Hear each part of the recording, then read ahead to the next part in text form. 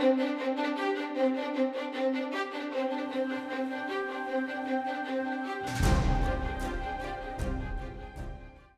we hope that you've been staying obsessive out there in the world of comics, and we are so delighted on this episode to be kicking off the 40th edition.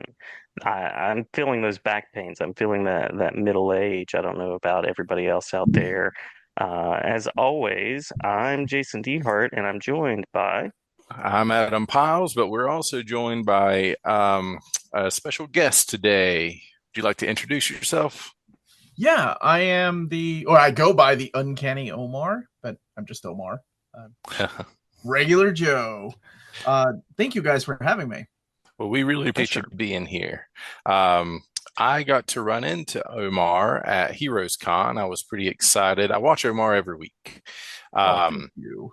Yeah, I watch, and I have been watching Omar every week for, well, multiple times a week. You put out multiple shows a week, don't you? Two to three a day. Yeah. Yeah. Wow. Now I do have help nowadays, right? Like I have my buddy Dom of X who helps me out, and he puts out a couple videos a week. But yeah, it's been lately since I've gone full time about 2 to 3 videos a week. So yeah.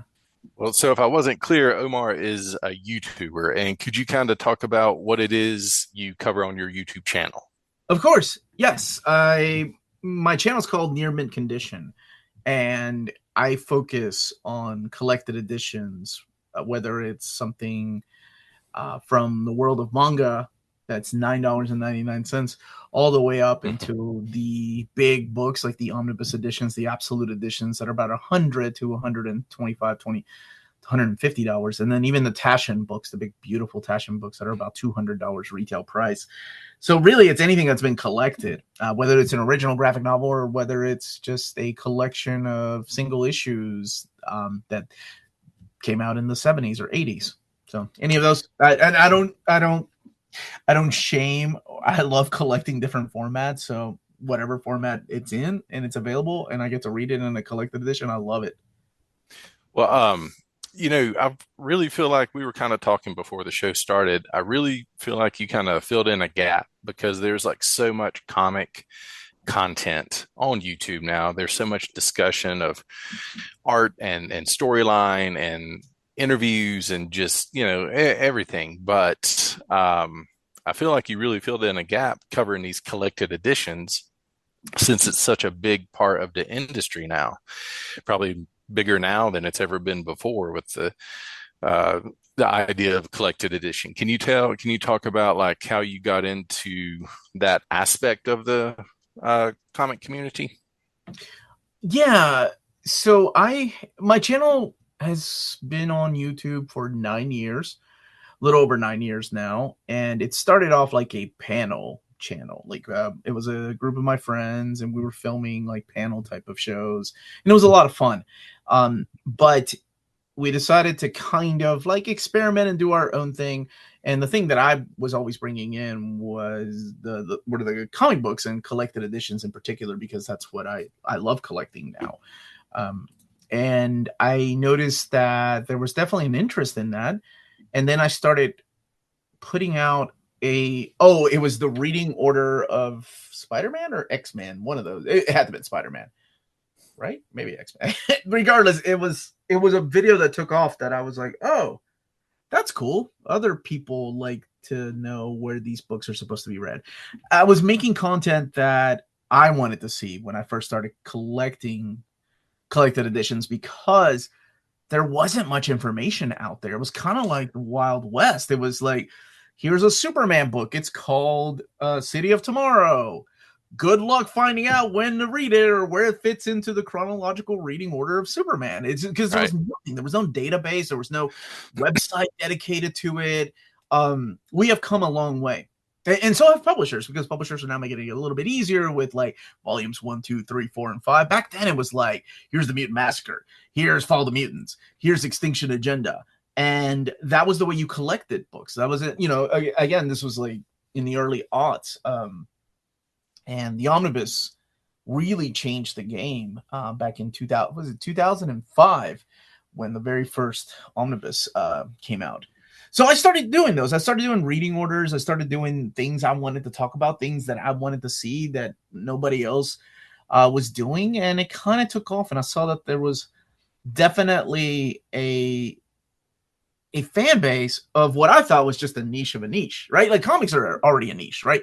You see Right. YouTube channels that have like video games and movies, and you're like, oh, of course they have a lot of subscribers because everybody goes to see movies and everybody goes and plays video games. But comics to me were always like, not everybody reads comics, right? Like just because Avengers Endgame was the #1 movie in the world does not mean that, or doesn't equate that the comic book sales were there, that people were going to go and read comics. It just meant that maybe 0.01% of the people might check out a comic book. And that's kind of the way that I see it. But I was surprised by how many people were checking out my channel. So that was in 2017 when I started doing those things. And then 2019, I caught the attention of the senior vice president at Marvel Comics because it was a video that I did about Free Comic Book Day, and he thought like somebody had shared it with him, and he thought my channel was like a vlog because it was my family and I for Free Comic Book Day in 2018? It was 2018 when that happened, and he started watching my other videos, and there was videos where I was talking about one of the things I like to talk about is like, oh, here's all the books in the catalog, here's all the books that are coming out in the fourth quarter of the year. Here are the books that are back then. Before Penguin Random House, it was the Edelweiss catalog, and then they used to do it 4 times a year, and I think now it's like twice a year that they do it. But yeah, every quarter I would talk about the upcoming collected editions that were coming out because that's what people wanted to see, and that's what I got excited about. And that's really how it kind of started growing. It was the things that I would get excited about, other people got excited about. I'm like, oh crap, I'm not the only nerd that likes these kind of things. That's awesome. And I didn't feel alone out there. So in 2019, I started announcing things officially from Marvel because he was like, when he talked to me on the phone, it's David Gabriel. He was asking like, so I thought you were a vlogger, man, but you actually are talking about things that my group does, and I really like the way that you bring information out there for people. And then he asked, how him and his group can help. And it was amazing. And it's been an amazing collaboration with them. I've been announcing Marvel Omnis since 2019. That's pretty cool for something that started as fun and a hobby on the side. That because I am now full time, like Adam was saying a little bit earlier. This is what I do full time. It was not in the cards, right? Like I was in IT for 20 years of my life, and I lost my job in 2020, like a lot of people did, because of the pandemic. And I had this channel, and I put a lot of focus on it, and the thing that I noticed was, of course, 2020, everybody had disposable income in America, so people were just like buying things up. I saw the views coming up, and I'm always a realist when it comes to these things. When I saw the views, I was like, wow, if I could keep 10% of those viewers, I think I'm in pretty good shape. And I kept more than 10%. And it's been crazy just to think about it. I took a gamble, and I with the blessing and the help, of course, of my wonderful wife, I decided to do this full time. And it wasn't like wow, I'm so glad I lost my job, man. What a blessing. It was like, holy crap, I lost my job. I was a project manager. My kids are on my insurance. What are we going to do? We have a mortgage. We have a house. What are we going to do?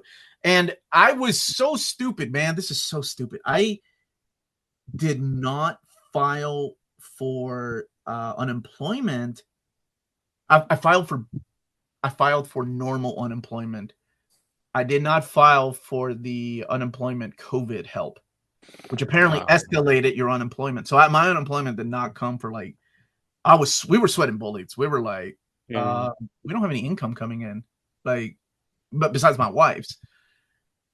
And bills are due and things are happening, and I had to sell some stuff, like some of my statues. Actually, all my statues are gone. Some of my rare video games, because no matter what you do, when you have a family, you got to put food on the table no matter what. And these are just things. So I think it was in June when I lost my job, and I hadn't told anybody. Like, I never made a video like, I lost my job, what am I gonna do? Nothing, no clickbait, right? Like, I think it was on a Saturday stream a couple months after losing my job. Somebody asked what I did for a living, and I was like, oh, this, because this is all I got right now. So thank you for asking that question. And then so in 2020 there was an upscale of views, and I started getting sponsors, and we looked at our finances, and we were like, if you can do this and maintain this viewership and keep this and this, you could probably do it full time. So it wasn't like a rash decision, like, oh, I'm gonna do this full time. It was more like, what am I gonna do? Like, every job I was applying for was rejecting me. The only jobs that were actually calling me back, because again, it was 2020, everybody was having a hard time finding something. The only jobs that were calling me back were pretty much contract work. And I'm like, dude, I'm in my 40s. I can't just fly out to Texas like for 1 week and then fly to Canada the next week to do another job. I got a family, and I'm not young anymore. And the reality started hitting. And in hindsight, it was the best thing that happened to me. But at the time, it was like, what are we going to do? And 2021, January 1st, 2021, I went completely live. We changed our Patreon, and it's been an amazing, crazy, wonderful, bumpy ride. And I don't think I would rather be doing anything else. I love what I do. It's a blessing. It's not always easy. Sometimes it gets lonely. Sometimes it's frustrating when things are out of your control, but it is a huge blessing, and I never take it for granted. My wife asked me one time, she asked probably about 4 years ago, 2020. Yeah, about 4 years ago. She was like, why are you working so hard? You can set your pace. You don't have to do all these videos. And I thought, yeah, but do you know how many people out there would kill to do what I do for a living? Mm-hmm. And she understood what I meant. Like, she never asked again. Like, that was the only time that she ever. I think it was because we were out to dinner and I had to rush back home to finish editing something. Because to me, I have to take it seriously, right? Like, this is a job. This is getting up every morning. This isn't like, when you don't see it, like when you're not living it. To me, YouTubing or social or a influencer was, I just get up when I want to. Yeah, I'll play video games all night. I can stay up till 5 o'clock in the morning, get up at like 2 p.m. the next day, film something, and then edit it, call it a day. Man, if you don't take it seriously, like, people will notice you slipping. Like, it's crazy. But I've always taken it seriously. I didn't take off at all for the first 3 years. Like, I worked every day. My friends didn't understand. They were like, dude, you can't go on our weekend getaway? What? And they're like, you own your own business, man. You just close shop. And I'm like, if I close shop, I'm not making money that day. Like, that's not the way this works, guys. Because they're all doing, they're all in their own careers, lawyers and engineers. And I'm like, make YouTube videos. So to them, they're like, yeah, just make 2 videos one day and then just like take off the weekend. Come on, right, man. And I have to explain what a live stream is. I'm like, yeah, but I have a Saturday live stream every Saturday. The first time I took off was when we went to Japan 2 years ago, my wife and I and the kids. Because wow. I think at that point it had been 3 years, and I was like, my brain was like, that's enough. Like, that's enough. There were no sick days. There were no vacation days. My brain was like, yo, you need a break. And I'm glad I took it. So now every year I try to take at least 2 weeks off, a weekend here and there, just to kind of, revamp, reboot, if you will, refresh my brain. The professionalism, it really does come across in your videos. And I I teach, appreciate that, man. yeah. Thank you. And that's what drew me to these videos. Like I found you and Curtis's Epic Marvel podcast around the same time around the pandemic. It was Mhm. around, yeah, I think yeah. And one thing that kind of stood out to me about both you and Curtis, we've actually had Curtis on the show as well. Oh, that's awesome. I Um, love that guy. yeah. Um, the thing that stood out to me about you guys is that there was no clickbait. There was no sensational headlines. There were no hot takes. Like you guys just seem to sincerely enjoy talking about this stuff, and it comes across. And I teach eighth grade, and sometimes some of the eighth graders are like, God you bless know, you. you, Middle you school. well, I don't do it well. I don't do it well. But you start talking about careers, and everything, and I have some every year say I want to be a YouTuber, and I might kind of point them in the direction of this interview now to hear it. But you put these collected editions in front of you on the table, you go through their spines, you go through you flip through the pages, you're able to, intelligently talk about every one of these collections, and they run such a wide array of topics and subjects. So do you read them all? How do you prepare for these? How do you seem so prepared on your YouTubes? On your Oh, YouTubes, I sound like I was 85 years old right there. thank you. On Thank your you. on your videos, there you go. I'm glad it comes across. I'm glad that it does because I do put in a lot of energy and work into these. I am very blessed that a lot of publishers send me books in advance. And while that sounds awesome, like, oh, you get early copies, like, if it wasn't what I was doing for a living, I don't look at it like that. I'm looking at it like, oh, I got to make sure that video is out by Tuesday because that book comes out the following week. That means I have to set time aside these days. I have a calendar upstairs. By the way, I'm 47 years old. And when I started doing this in 2021 for a living, that was 4 years ago.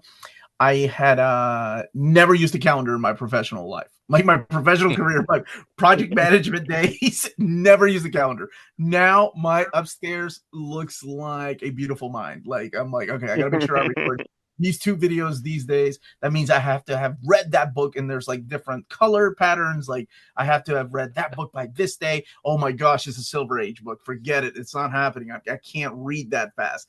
And luckily, so I do have a different color code. Luckily for me, because I have been reading comics for 40 years of my life and taking some years off, of course, a lot of the stuff that's collected, I have read in the past. And I retained a lot of that. I don't know how. I'm just very lucky that way. And sometimes I am envious of the people that don't remember what they read because I'm like, oh man, you get to experience that book all over again. Like it's like a fresh, like, oh, I forgot that this twist happened. I'm like, I don't get that. I remember everything, and it's both a curse and a blessing. So I joke about this, but I'm kind of serious. Like I'm recording a video for Superman's City of Tomorrow, and it's the compendium. Well, I've had that collection before in 2 trade paperbacks. I've read that era at least 3 times. I don't need to read it. I just need to make sure that the pages are all in order. But if it's stuff that I've never read, yeah, I do. I set time aside to read it, every single one of these books, because I want, if somebody is kind enough to send me a copy of the book that they either worked on or the publisher is sending me books, then the very least I can do is give it my all and make sure that I give it a proper overview. So yeah, I don't read 100% everything. If I've read it in the past, I usually skim things, or if it's X-Men, forget it. I've read it so many times. I'm just gonna like, yeah, I got it. I know when this takes place. I know what to talk about. But usually it's, if it's something new or something from the Silver Age and Golden Age, I do set time aside. I'm like, okay, I got to set time aside to read all this. This is going to take me a while to read, because there are books like that. I'll read 1 or 2 issues a day, and then I'll move on to something else that's a quicker read. Yeah. And like some of that Silver Age stuff and Golden Age stuff, it probably takes a little extra time to get through.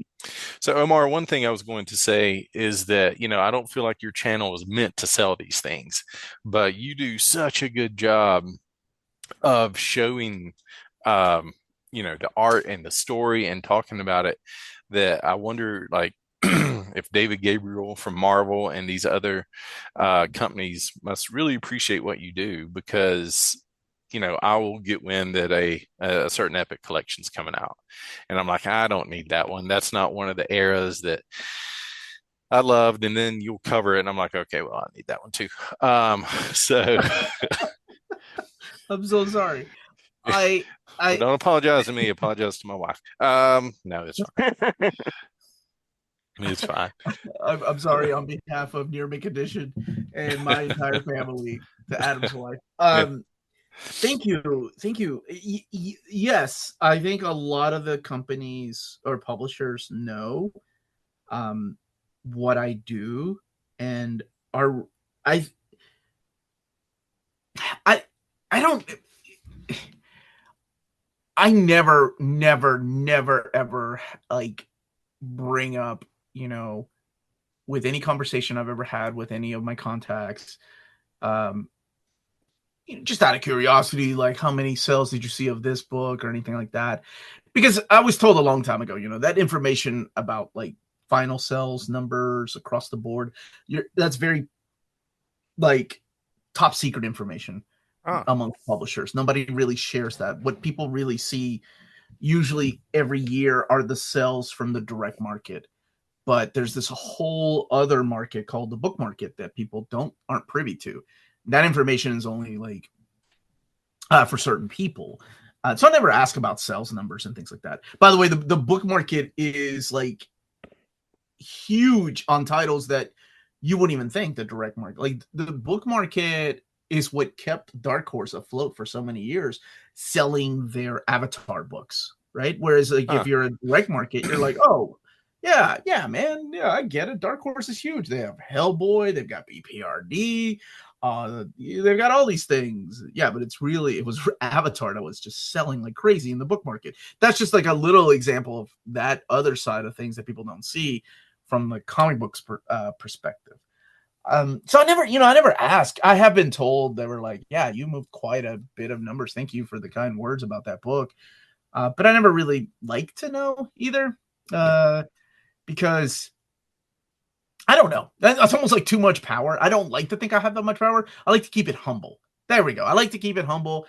And I'm just a dude in my basement that if I enjoy talking about a story and I want to share it with people, then that's what I'm going to do. And if you buy it, it's up to you. That's awesome. And if you don't buy it, that's also up to you. I like to think, yeah, I never like answering the question, should I buy this? Like, that's a tough question for me to answer because I don't know. Like, everybody comes from different parts of life, right? I have viewers that are like, okay, I know those books are out of print and I've got the money. I don't care. Should I buy them because, it's part of this reading order? I'm like, sure, whatever. I don't like that's too much responsibility. But, I also have viewers that are like, I can only afford one big book a month. Like, which one should it be out of these 10? And I'm like, oh my gosh, that's so hard. I don't want to do that. But they are all very thankful and grateful. Some are more vocal than others, right? And then there's publishers that don't understand. There are publishers that I've never worked with, and it's not for lack of trying. I've actually tried reaching out, but I either never heard back or they just said no, and that's okay. I still buy and purchase books from different publishers and show them on my channel. But since I make YouTube money, I have to limit myself on how much. Like, I love, like, DC doesn't send me anything, right? Hopefully one day, who knows? But there was every Saturday I have a live stream at 11 a.m. and somebody was asking, Omar, man, can you review that Sandman box set? And I was like, man, that thing is $500, dude. Like, even at a discount, I'm like, I do this for a living. I have to that's like 3 or 4 omnis that I will not be overviewing on my channel. And then that's the part of this that you have to think about, right? It's like I have this much that I can spend every month. I got to make sure I get books that need to be talked about, that people want to see, that I would like to talk about, and find that balance there too. Because you're limited to how much you have, and like I said, I'm very blessed. Marvel, IDW, and Dark Horse, they send me books, but not every publisher does. But every publisher also comes out with books every month, and I try to do it justice. I saw some comments like, why don't you cover all the DC trades and things like that? I'm like, oh man, because there would be like a fraction of my budget would be just doing those. And I got to make sure I got videos out for different formats from different publishers too.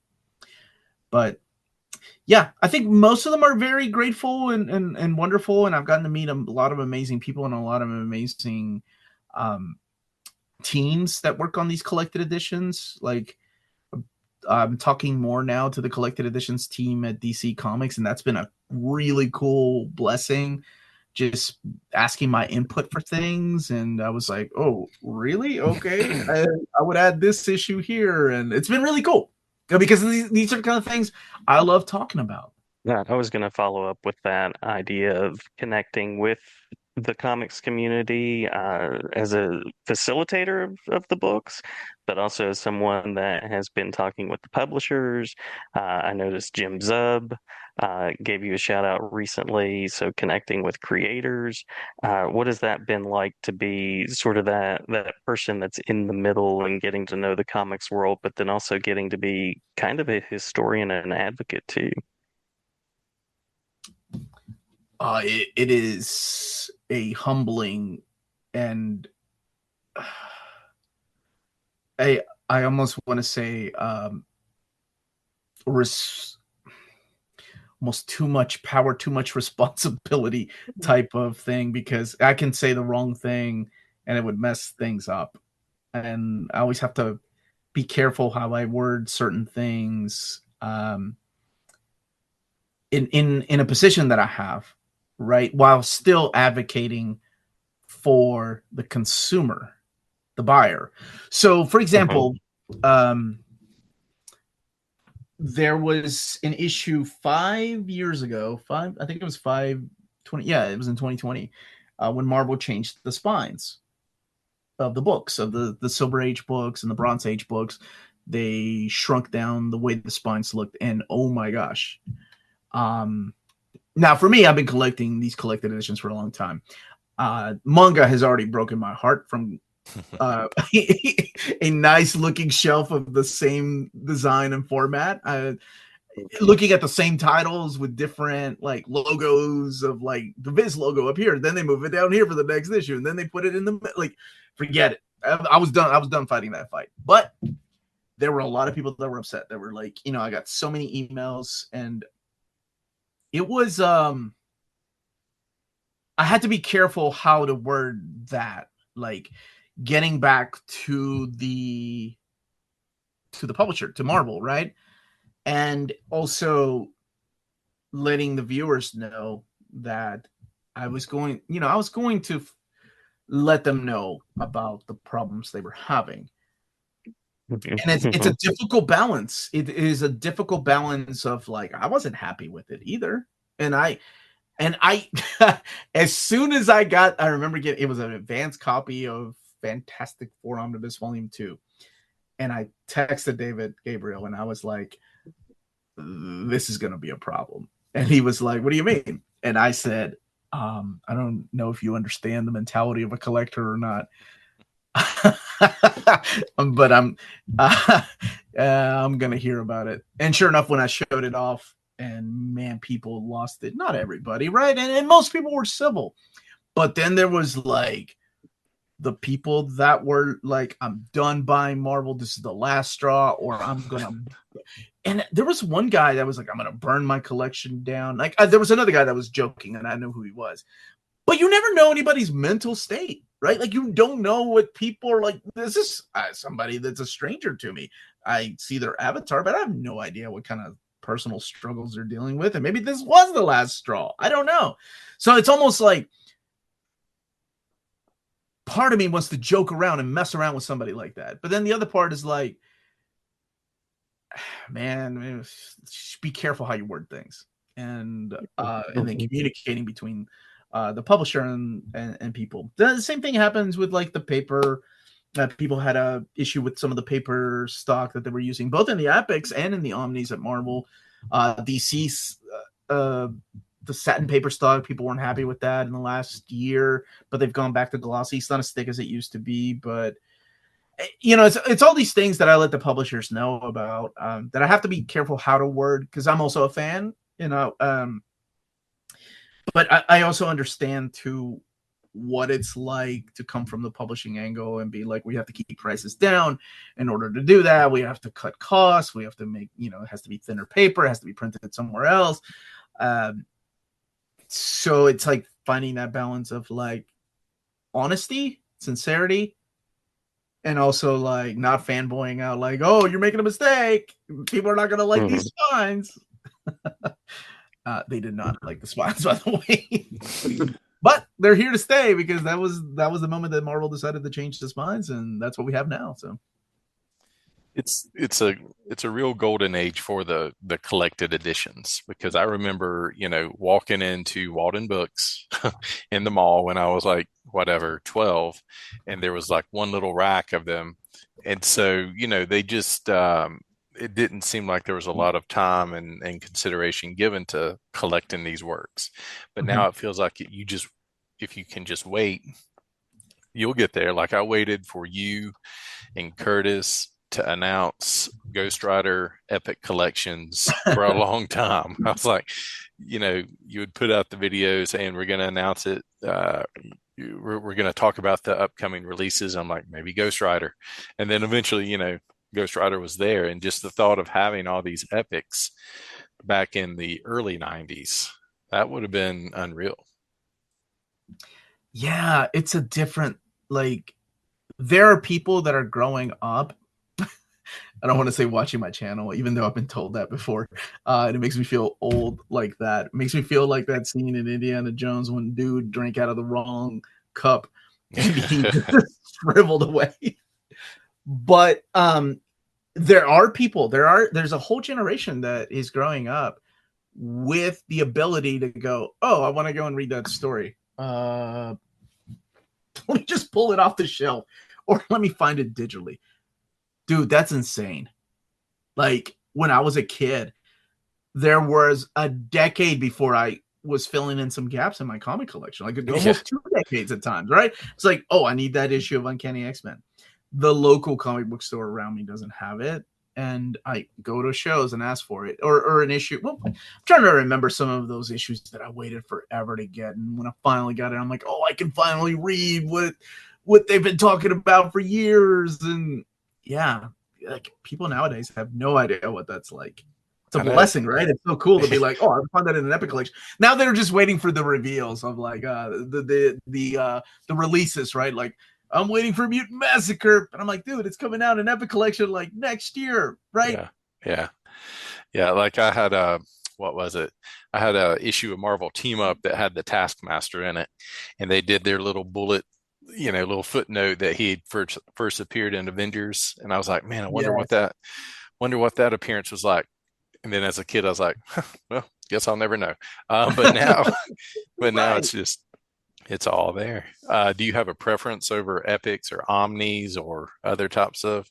I mean, I guess Epics would just be Marvel, but DC has its own version of that Yeah, now, right? DC has DC Finest nowadays. Yeah, yeah, I love Omnis.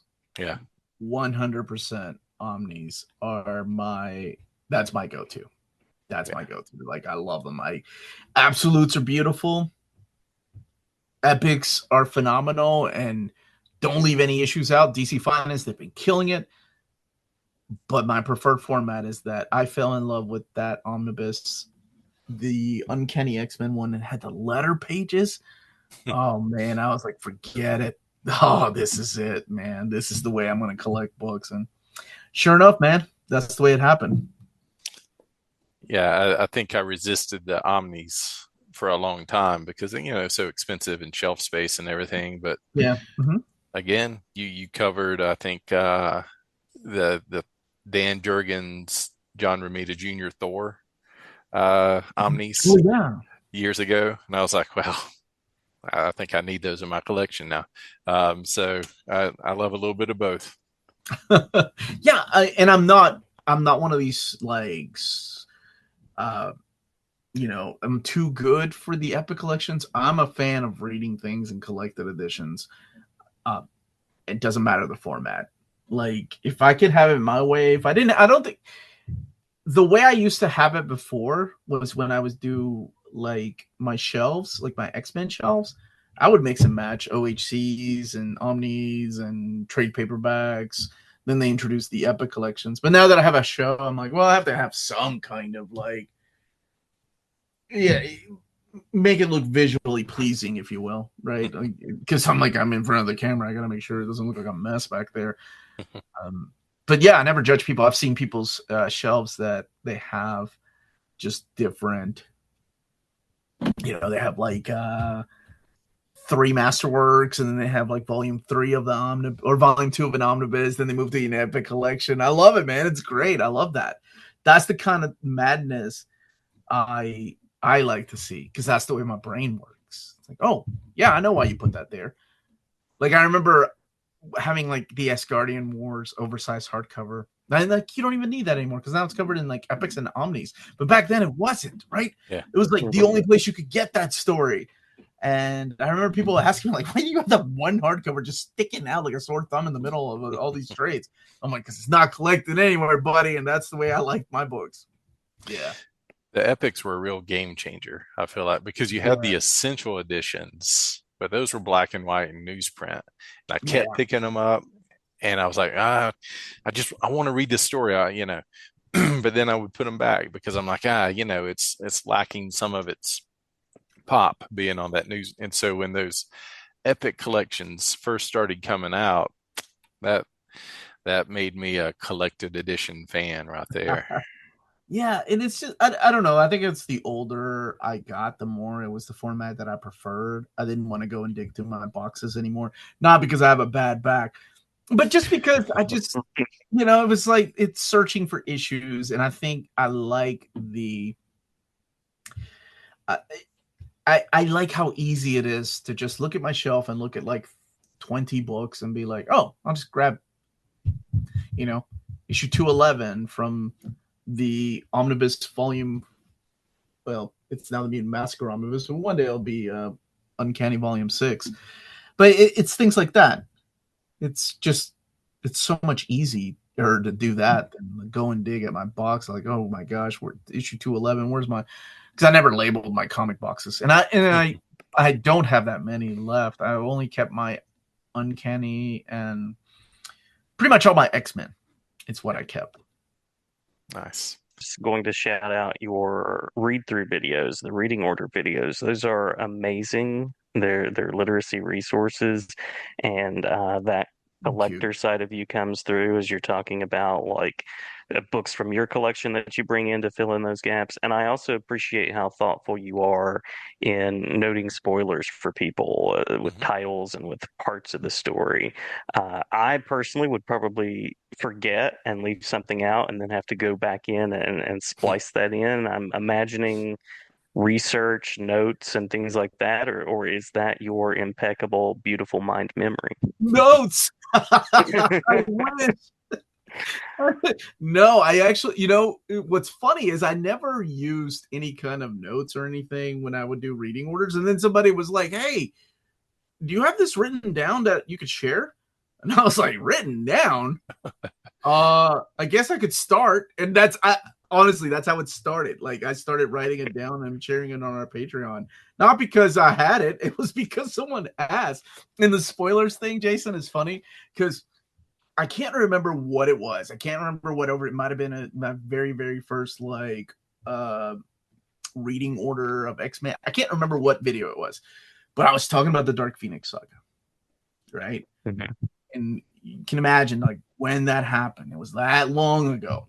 And somebody in the comments went off about how I spoiled the Dark Phoenix saga. And I had never thought about that. I was like, oh, okay. Well, I guess I got to be careful now and not spoil stories that happened 40 freaking years ago. But sure. Because I guess every comic is somebody's first comic. Every omnibus is somebody's first omnibus. And maybe they are going in completely blind for some reason, staying off the internet. It's hard to imagine, right? In the world where everybody's so connected, talking about what makes a story so good, and that you have steered clear of any kind of spoilers. I'm just like, how? But then again, what's funny is my wife, she's an English teacher and she's a film studies teacher. And she showed The Sixth Sense to her freshman class. None of them knew the twist. And I was like, oh, maybe it's like a generational thing, right? Like there was a time when all of us knew the twist. You didn't watch Sixth Sense. Everybody was making jokes about it. And for 10 years, it stayed part of of our, it was our part of our zeitgeist, right? It's out there. Everybody knows what it is. Everybody knows the twist. And then time goes by, 10 years, and like none of these kids were like, what? The dude's dead. And I probably just spoiled that for one of your listeners, and I'm so sorry about that. It's okay. We'll put a note right there. We'll say, hey, if you haven't seen The Sixth Sense, just be aware. I just thought, I was like, what? They make kids like that now that they don't know the twist? Yeah, that's funny. Yeah. You mentioned that the two of you connected at Heroes Con. Other conventions, other places where you appear and where you like to go and check things out and share about the channel? I'm trying to go to Thought Bubble this year, which is a convention in the UK. Trying to do something a little bit different. We've been doing New York Comic Con. We didn't do San Diego, obviously. People are there right now showing up, which is great. But maybe next year we'll do San Diego and go back to San Diego. It's been years for me. So I'm looking forward to that. I may do another convention in September. I haven't decided yet. It's the one in Chattanooga. I don't know yet. Well, we want to respect your time, and we have really enjoyed having you on the show. So thank you very much for being on here and talking about your YouTube experience and your collected edition experience. I'm a big fan. I watch your videos all the time. Well, thank you so much for inviting me on. This was a lot of fun. I really appreciate it. I don't get to talk about myself that often, so it's really fun when people ask me questions because I'm mostly talking about books and the creators and things you should be reading or the art. So I appreciate it. Even though some of the questions were a little harder to answer than I thought, I was like, wait, I can do this. But when asking about the responsibility of like being the middleman in between the buyers and the publishers, man, that's I don't think about it, but it is pretty tough sometimes because it's like, I'm a fan as well, and I want to make sure that the point gets across without having like sending anybody death threats or anything like that. People get nuts when it comes to collected editions, guys. I bet. Yeah. Jason, you want to wrap us up?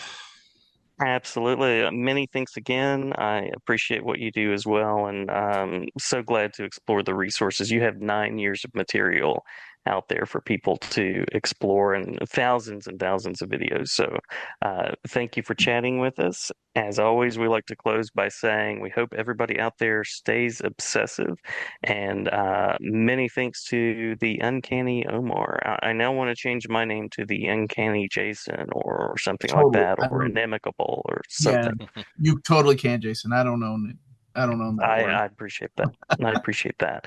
Thank you, guys. Stay obsessive, everybody. Stay obsessive.